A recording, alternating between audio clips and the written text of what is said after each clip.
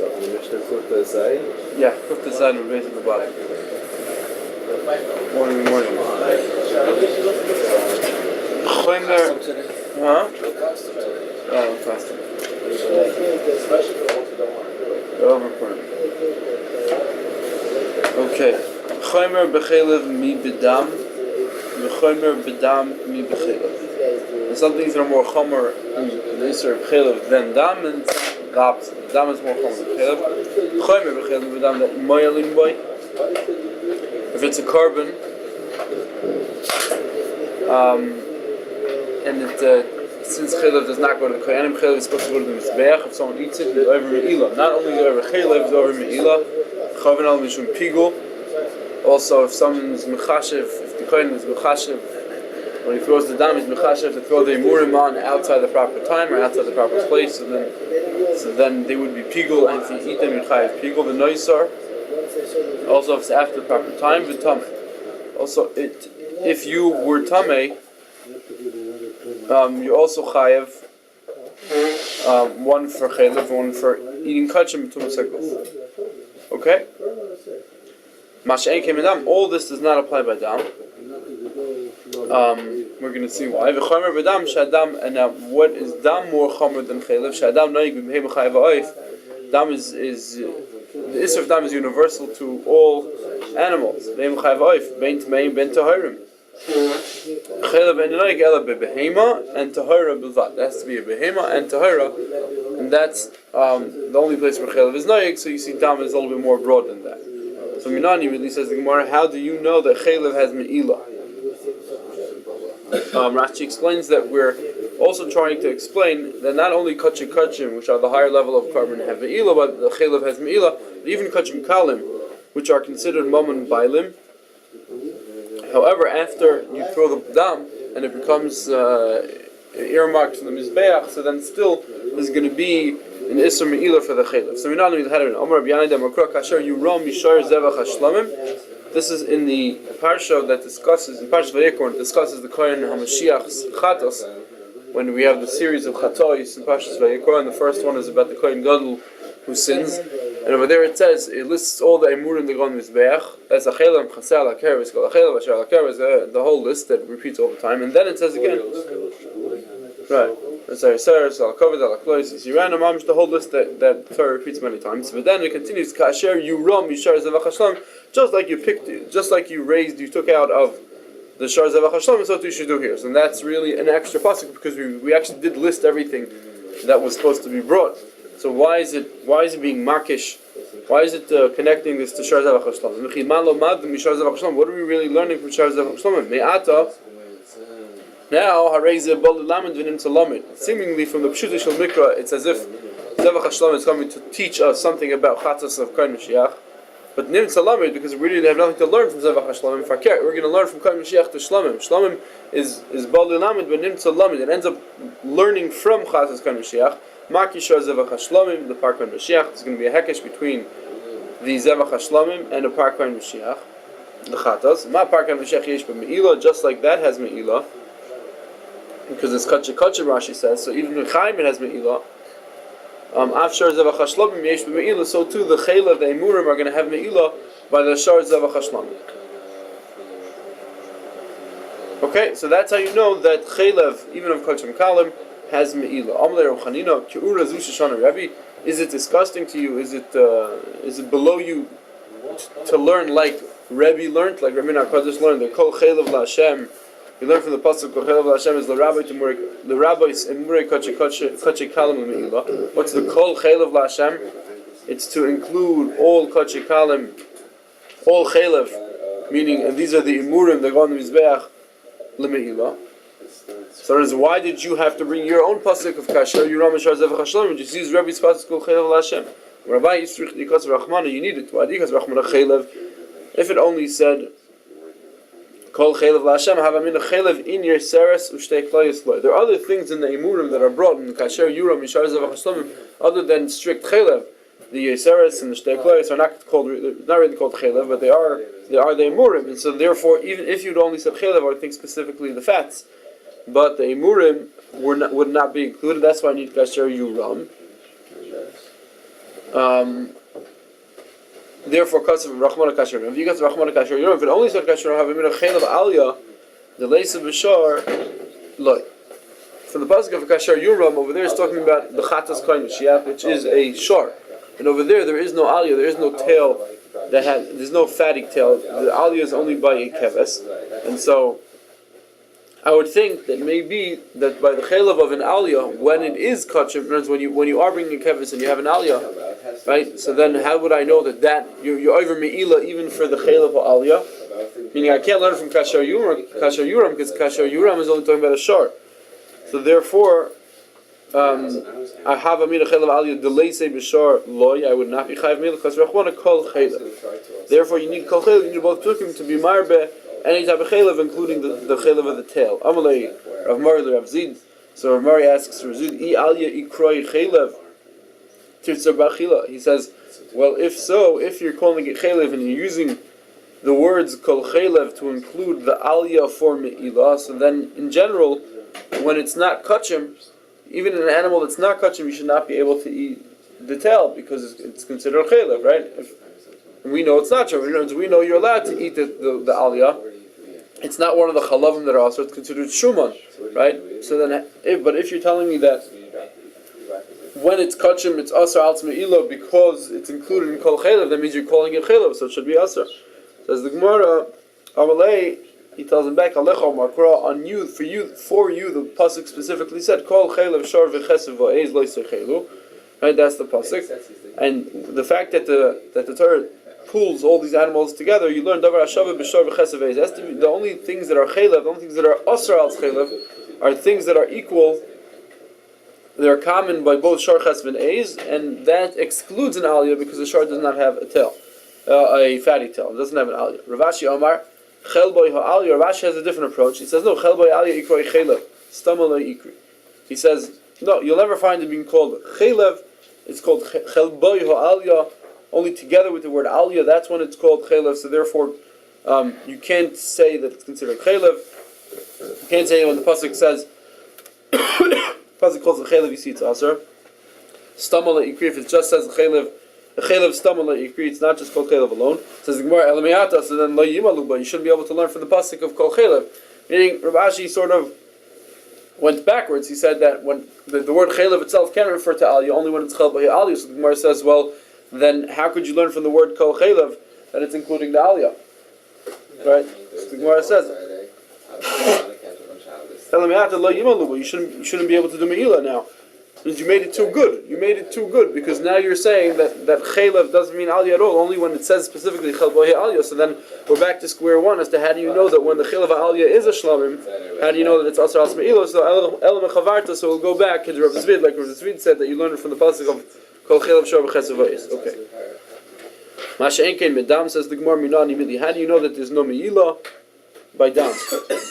There's no me'ilah, there's no noisa, there's no tamid, there's no pigel. All these things that we said aren't knowing. But dam, how do we know? Amar ulo de amar kra. Lochem shelochem yihyeh. The pasuk says, "Vani kol nefesh habosor ki nefesh habosor badom hi." Vani nesativ lochem al mizbeach lechaper al nafshei. I gave it to you to be mechaper. Right. So lochem, he says, lochem means shelochem. Lochem belongs to you. It's not me'ilah. Me'ilah, the idea of me'ilah is that it belongs to Hashem. It's kachim, and therefore, if you use it, you're over. But over here, the Torah says lochem, it's yours. The Rabbi Shmuel Tana lechaper. It's the same pasuk. V'ani nesativ lochem al mizbeach lechaper. Lechaper nesativ lo me'ilah. I gave to atone. I didn't give it to you to be over averis with. Meaning, so we learn from here that it's only lechaper. There's no me'ilah. The same pasuk says, "Ki adam hu b'nefesh yechaper." The end of the pasuk is, "Ki adam hu b'nefesh yechaper." So he says, "Hu lifnei kapora, ki la'achar kapora." It's hu, meaning it keeps its identity. Lifnei kapora, ki la'achar kapora. Ma le'achar kapora ain't by me'ilah. Just like after kapora, there's no me'ilah. Why? Because nice is mitzvah. Once the mitzvah was done, once the dam was nizrak, everything was done already. So then there's no me'ilah for sure. So af lifnei kapora ain't by me'ilah. That's what we learn from the word hu, that it maintains its identity. just like afterwards, so too before. It says the Gemara, "Ve'ema hula achar kapara kelifnei kapara." Why don't we say backwards? Ma lifnei kapara yesh be'meila afla achar kapara yesh be'meila. It says the Gemara, why don't we say that lifnei kapara there is meila, and so too achar kapara from the word who? So the Gemara, "Ein l'chadav shenayis mitzvasai." There isn't anything that once its mitzvah was done, once its tafkid, its role was played, you still do meila. There's no such thing, and therefore, why should we assume that it goes that way? We should go the other way. It says the Gemara, what do you mean? Shumas hadeshen. After you take the kohen is supposed to take some of the ashes and put it on the side of the mizbeach. The nice mitzvah say after he does the mitzvah, still moyel and goy. There is an isra ila even after it was put on the side of the mizbeach. V'samoy eitzel hamizbeach, and it has to be there, and you can't use it. That's what we learn from the pasuk. V'samoy eitzel hamizbeach. Rashi says, "Milaman sheton simo ugeniza." It has to stay there. It has to be watched there. It can't be moved. You see that there is a concept of meila by Chumas HaDeshen even after the mitzvah was done, even after was the deshen, the ashes were donated to the right place. Says the Gemara, you're right. Mishum da'havoi Chumas HaDeshen bigdei kehuna shnei ksuvim habayim ke'echad. You're right. Really, we would be able to learn from Chumas HaDeshen, except that there's another thing, bigdei kehuna, and because there are two psukim, we'll see what that means. Because shnei ksuvim habayim ke'echad ein melamdim. Because you have two psukim, therefore those two psukim remain an exception, and you can't learn from that. And we're still able to maintain that the general rule is that once the mitzvah was done, there's no meila. What's big day kahuna? Big day kahuna is the kohen gadol, his big day lovan that he wears on Yom Kippur. Those clothing are not allowed to be used by anyone afterwards. Not by him, not by anyone afterwards. It needs gniza. So you see also that there's a concept of meila after something mitzvah was done. Either way, says the Gemara, those two examples. If it would be one, you would be able to learn from it. But once you have another one, so it's shnei ksuvim b'im ke'echad and melamdim. These are the exception and not the rule. It says the Gemara, hanichol rabbanon da'amri v'nichom sham. That's only true according to Rabbanon who hold. Inichom sham meaning that's the pasuk by the big day kehuna, by the big day lovan of the kohen gadol on Yom Kippur. It says v'nichom sham, he has to leave it there. Melamin shetunim gniza. It has to actually be buried. It has to be taken away. No one's allowed to use it ever. According to Rabbi that he's not allowed to be mishtamish for a different Yom Kippur. However, him, the Kohen Gadol himself, is not allowed to use it next to Yom Kippur, but a regular Kohen Hadid is allowed to use it. So you see that it's not Toh and Geniza really. So according to him, it's not Shnei Ksuvim Habayim Ke'echad. Ella says the Gemara Mishum Davoy Chumas HaDeshen ve'Egla Rufa, because according to him you have Chumas HaDeshen and Egla Rufa, and there are Shnei Ksuvim Habayim Ke'echad. V'chol Shnei Ksuvim Habayim Ke'echad ein melamdim. Egla Rufa also, even though you chop off the head, still it's asur ba'ano. Because it says Arfu Sham, so Eglo ba'nochal. Rashi says we learn now Sham take for us, so it has to be buried. You can't have any anah from it. So also you see a concept of meila after some mitzvah was done. Okay, so even according to Rabbi Eliyahu, we have Shnei Ksuvim b'im ke'echad. Says the Gemara, Hanichol Amanda Omar, Ein Melamdin. Okay, this is very good. Even the old Shnei Ksuvim b'im ke'echad. What about the Amanda Omar, Shnei Ksuvim b'im ke'echad? We're still Melamdin. We're still able to learn rules. Michael and Neighbor says the Gemara, Trei Mutik Sivi. There are two miyutim. Hochak Sivi Samai. By the Chumas HaDeshen it says v'samoi. It's a specific thing. Only it you have to put eitzel on mizbeach, right? But it's a miyut that teaches you this. Only over here we're going to have a concept of geniza, of meila by something that's after the mitzvah was done. Hasam also received by the Egla Rufa it says Eglo ha'arufa banochal. Ha'arufa, only this one is going to have a din of meila after the mitzvah was done. It says the Gemara, we brought three psukim. We brought lachem, we brought lachaper, and we brought who? Right? There were three different tanaim who brought three different drushes as to what to be memait meila by dam. Why do you need all three? It says the Gemara, chad lemutim meinoisar, v'chad lemutim meila, v'chad lemutim meituma. That if you're tamei and you eat dam, also you're pater.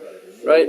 So all these three psukim are to be made all three of these things. Okay. Aval mi pigul, says the Gemara, loy tzorich pra. For pigul and dam, you do not need a pasuk to tell you that if dam is pigul and you eat it, you're pater. Why? The tnan kol sheyesh boy matirin bein la'adam bein la'mizbeach chayav and olav mishum pigul. Only something that has a mater.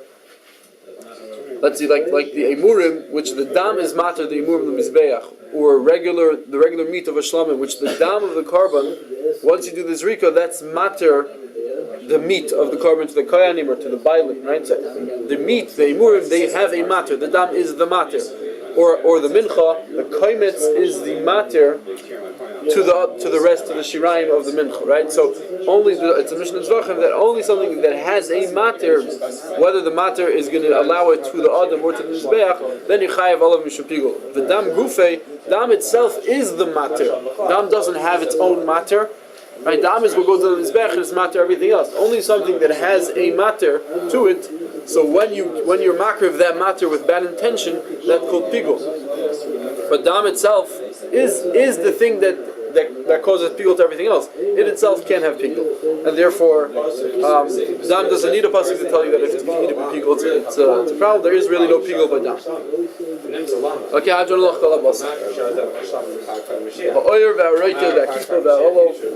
all these things are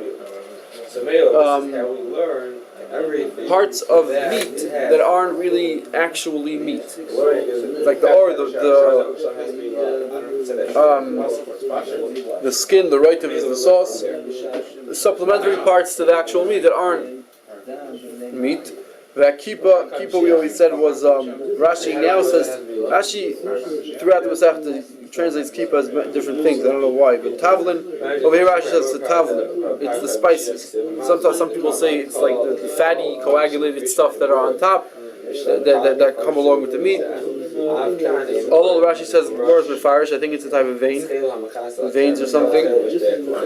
At some ways are the bones, vagidim, also the arteries, akarnayim, the horns, tlafim, the hooves. Right, so things that aren't considered basar, they're not considered oichel. They're not really oichel.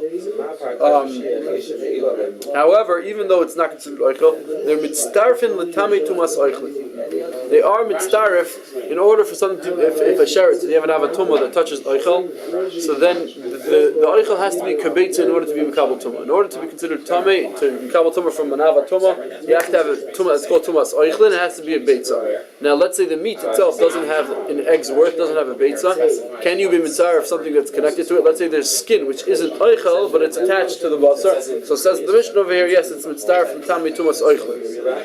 All these things. So if you have a piece of hoof, right, the hoof is connected to a little piece of meat, you could be mitzaref the hoof, and the same thing with all these things. They are mitzaref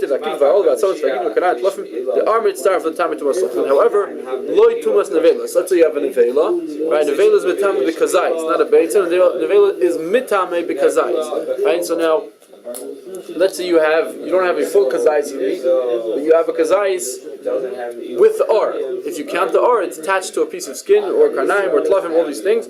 So then we say no, it's not avaloy tumas nevelas. It's not mitzar. It's not mitzar. So over here tumas oichlim, it is mitzar, but tumas nevelas is not mitzar. Another similar difference that we find between tumas oichlim and tumas nevelas is that hashoichet behemoth tmeya la'ovik lechavim. If you have a Jew who's shechting a behemoth tmeya for a guy, you have to have all these tanaim. He's actually shechting it, and it's a not kosher animal. It's like a pig, for a guy, and it's being mefarkes, meaning the life force didn't fully leave. It's still thrashing around. So then it's mitamet tumas oichlin. So at that point, when it's still thrashing before it actually fully dies, so then that is mitamet tumas oichlin, avaloy tumas nevelas. You see another situation. Meaning, another situation where something is tamei tumas oichlin and not tumas nevelas, it's not tamei tumas nevelas ad shetamois or ad sheyatis zreisha, or after you actually decapitate the head, so then for sure that's considered dead. And we see here that ribo l'tamei tumas oichlin, there is more tuma. There's an inclusion. There's riba. There's more of tumas oichlin mimashari b'letame tumas nevelos, from what's included to be metame tumas nevelos. Now, what's this case about shochet behemoth tmei lev kechavim? Basically, Rashi explains is that if you shecht a regular animal, so Yisrael, a kosher animal, for Yisrael that's considered dead. Right? For us, it's considered dead, and therefore, once you shecht a cow, that's already tummy to us nevela. Now, really, for a guy, they don't have shchita at all, right? So for them, it really only once the animal fully dies is it considered nevela.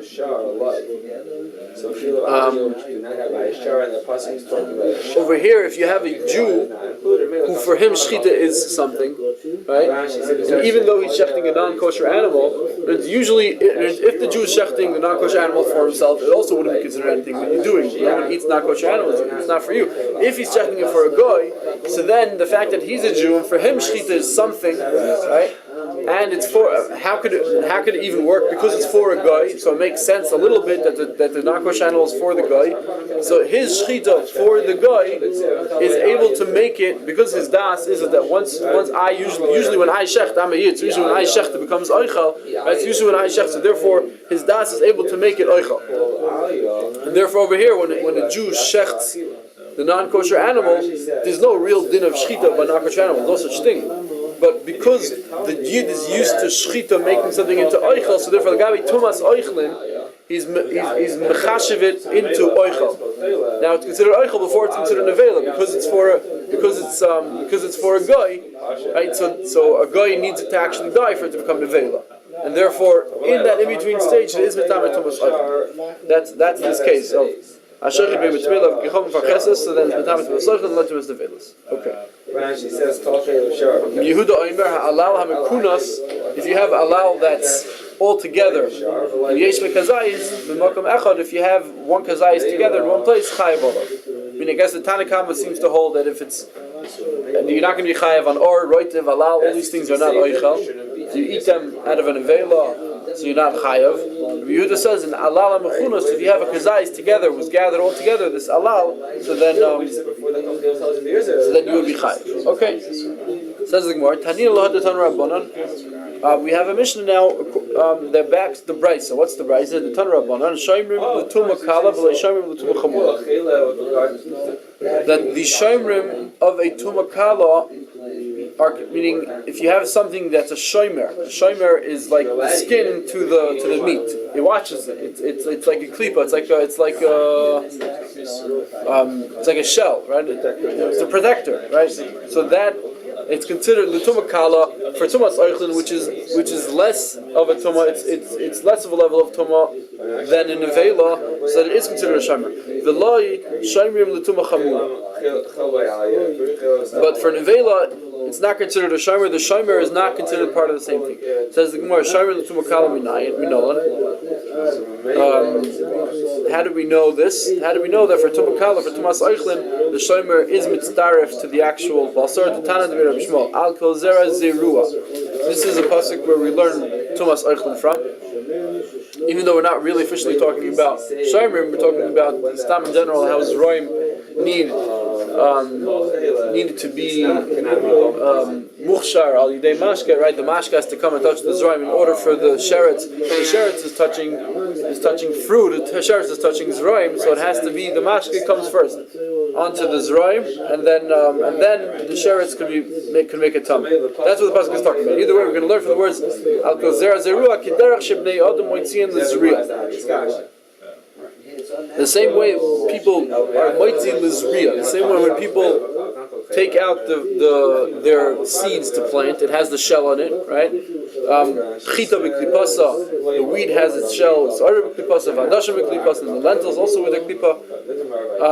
So you see over here that in terms of tumas oichlin, we look at it like zera, right? And when you eat something, if it's like when you eat it, you took off the peel already, right?